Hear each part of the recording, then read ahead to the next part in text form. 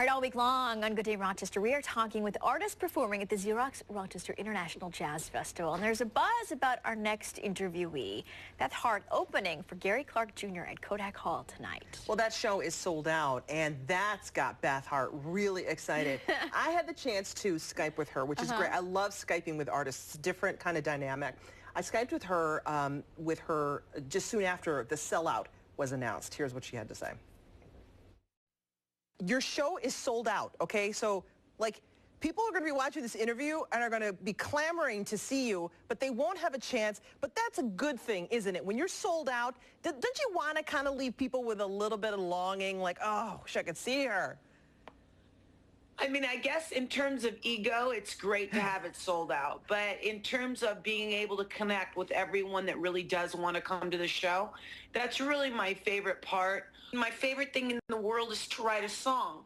But after I write a song, my next thought is, gosh, I really hope that others are going to connect to this, because I know if they do, I'm not going to feel so nuts in my head, which is a lovely feeling to not feel so nuts and to feel more a part of the human race. And I guess my disposition at the heart of it when it comes to my biggest struggle is my feeling disconnected and feeling alone. So even though I'm surrounded by so many loving people and obviously when we get to perform, it's so incredibly beautiful experience, but that's what I'm searching for, is to not feel so alone and more part of. So, you know, the more the merrier. The more people we get to play for, you know, even if it's a small place and we get to come in and play 2-3 shows there, you know, and get to really connect. It's you know, kind of the end all for me. It's what I'm looking for most of all in this world, is to connect with others. Beth, you've had the chance to do that not only in the United States, but overseas as well. So that longing, that deep longing you've got to connect with people, it is constantly being filled. Is it enough? You know, it's such a great question. Is it enough?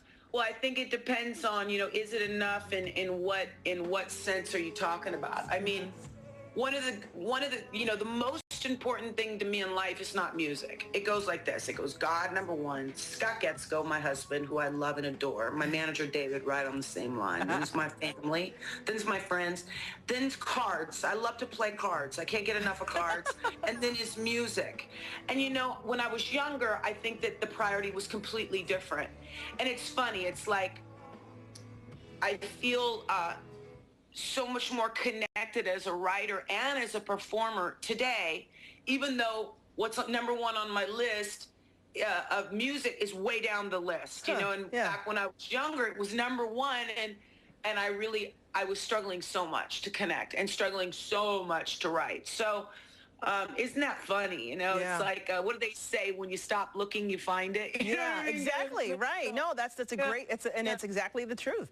And you know, for you, coming to Rochester, have you ever played here before? And what are you hearing about the Rochester Jazz Fest? Like, what are you hearing out there as far as, you know, what the reputation is?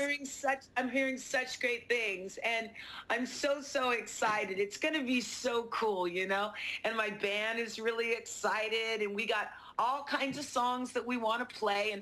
And one of my favorite things I like to do is once I arrive, and maybe I don't know if it's a festival or a club or whatever, once I get there and see, then I like to make the set list, you know, and then also for the area.